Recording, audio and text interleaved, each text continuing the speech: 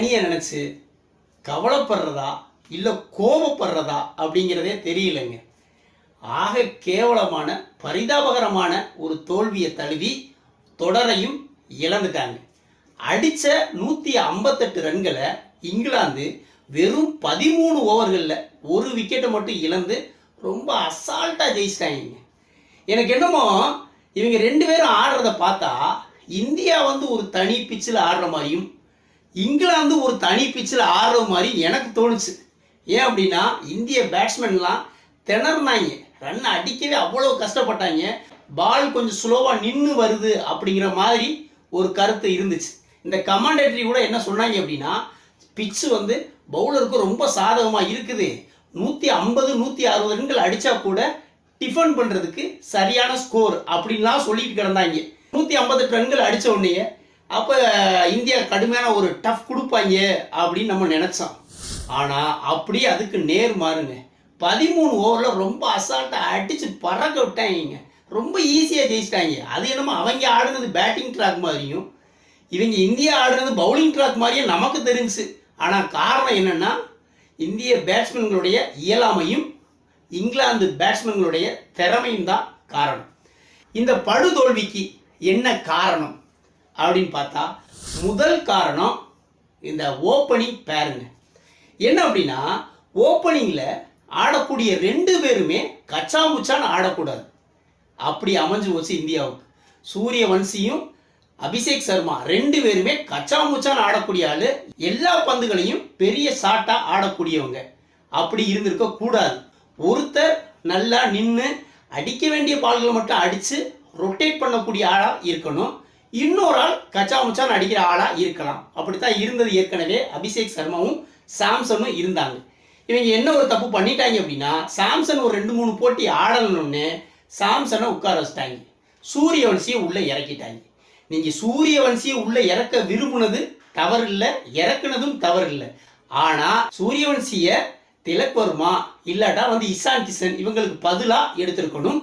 ஏற்கனவே உள்ள ஓப்பனிங் பேரை கண்டினியூ பண்ணிட்டு 1 டவுனில் சூரியவன்சியவோ இல்லை அபிஷேக் சர்மாவையோ இறக்கியிருக்கணும். ஓப்பனிங் பேரில் சாம்சன் வித் அபிஷேக், அப்படி இல்லைன்னா சாம்சன் வித் சூரியவன்சி, அந்த மாதிரி போயிருந்துருக்கணும். அப்படி போயிருந்தா நிச்சயமாக சக்ஸஸ் கிடச்சிருக்குங்க. இவங்க அதை பண்ணலை. 2 பேருமே கச்சாமுச்சான்னு ஆடி சீக்கிரமாக விக்கெட்டை கொடுத்துறதுனால பின்னாடி ஒரு ப்ரெஷர் ஏற்பட்டு பெரிய ரன்கள் அடிக்க முடியாமல் ஒரு தோல்வியை தழுவ காரணமாக அமைஞ்சிருது. அதனால் இந்த ஓப்பனிங் பேர் 2 பேருமே அதிரடியாக கச்சாமுச்சான்னு ஆடுறது ஒரு மிகப்பெரிய ஒரு காரணம் தோல்வி. 2வது காரணம் என்ன அப்படின்னா, இந்த இன்செக்யூர் ஃபீல்டுங்க. என்ன அப்படின்னா, ஒரு 2-3 போட்டி தொடர்ச்சியாக ஆடலை அப்படின்னா பெஞ்ச் பண்ணிடுவாங்க அப்படிங்கிற ஒரு பயம் இந்திய பிளேயர்கள்ட்ட வந்துருச்சு. ஏற்கனவே சாம்சனை அப்படி தான் பண்ணாங்க. அந்த டைம்லையே இன்னும் ஒரு 3-4 பிளேயரும் சரியாக ஆடலை. அப்போ கூடுதலாக 1-2 போட்டி நம்ம சரியாக ஆடலைன்னா நம்மளையும் பெஞ்ச் பண்ணிடுவாங்க அப்படிங்கிற ஒரு பயம், ஒரு இன்செக்யூர் ஃபீல் பிளேயர்கிட்ட வந்துருச்சு. அதை கண்கூட நம்ம பார்க்க முடிஞ்சுச்சு. திலக் வர்மா, இஷான் கிஷன், சிவம் துபே, அக்சர் பட்டேல் இவங்களுக்கெல்லாம் அந்த இன்செக்யூர் ஃபீல் வந்துருச்சு. அவங்களுடைய ஆட்டத்தில் அந்த தடுமாற்றம் தெரிஞ்சது. அந்த இன்செக்யூர் ஃபீல் தோல்விக்கான 2வது காரணம்.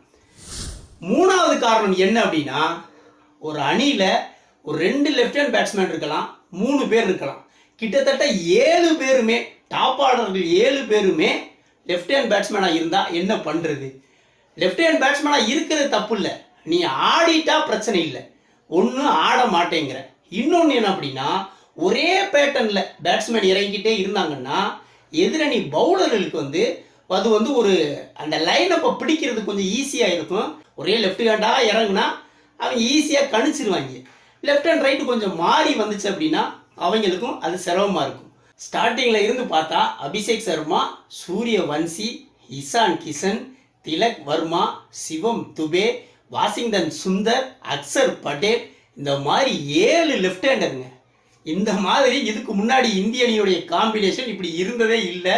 அத்தி பூத்தார் போல ஒரு லெஃப்ட் ஹேண்ட் இல்லை 2 பேர் இருப்பாங்க, 7 பேர் இருந்ததில்லை. இந்த மாதிரி ஒரே பேட்டர்னில் இருக்கிறது எதிரணி பவுலர்களுக்கு ஒரு நல்ல வாய்ப்பு அமையும், அவங்கள ஈஸியாக கணிச்சு அவங்க விக்கெட்டை எடுக்கிறது. இது 3வது காரணம். தோல்விக்கான 4வது காரணம் என்ன அப்படின்னா, இந்தியன் பிளேயர்ஸ் யாருமே அவங்களுடைய இயல்பான நேச்சுரல் கேமை ஆடலை. அது தோல்விக்கான 4வது காரணம் நான் சொல்லுவேன். ஏன்னா நான் தெளிவாக கண்கூட பார்த்தேன். அபிஷேக் சர்மாலாம் கிரவுண்ட் ஷாட்டாக ட்ரை பண்ணுறாப்புல, அந்த மாதிரி ஆடுற ஆளே கிடையாது. கடைசியில் 15 பாலுக்கு 16 ரன்கள் அடித்து அவுட் ஆகி போகிறாப்புல.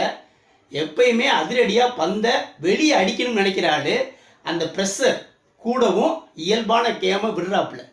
அதனால அந்த ஒரு தடுமாற்றம் அபிஷேக் சர்மாவுக்கு மட்டும் இல்லை, இஷான் கிஷன்லாம் இதுக்கு முன்னாடி ஐபிஎல்லையும் சரி இந்திய ஆடுகளங்கள்லையும் சரி 3-4 பாலுக்கு ஒரு பெரிய ஷாட் அடிச்சிருவாப்புல, 6 4 அடிச்சிருவாப்புல. இங்கே 10 பால் மனுஷன் சிங்கிளாக உருட்டுறாங்க, அந்த 10 ரன் அடித்த உடனே பெரிய ஷாட் அடிக்கணும்னு அவுட் ஆகி போயிடுறான். அதே மாதிரி தான் திலக் வர்மாவும் சிவம் துபேவும் இந்த மாதிரி தங்களுடைய இயல்பான கேமை ஆடாதது இந்திய அணி தோல்விக்கான 4வது காரணமாக அமைஞ்சு போச்சு. இப்போ இந்த சீரியஸை 3-0 அப்படின்னு தொடரை இழந்துட்டாங்க. இன்னும் ஒரே ஒரு கேம் இருக்குது, அதுலையாவது ஆறுதல் வெற்றி பெறுவாங்களா அப்படின்னு இந்திய ரசிகர்கள் எதிர்பார்த்துக்கிட்டு இருக்கிறாங்க. பொறுத்திருந்து பார்ப்போம். வீடியோ பிடிச்சிருந்தா லைக் கமெண்ட் பண்ணுங்க, குறிப்பாக சப்ஸ்கிரைப் பண்ணுங்க. மற்றும் ஒரு வீடியோவில் சந்திப்போம். நன்றி.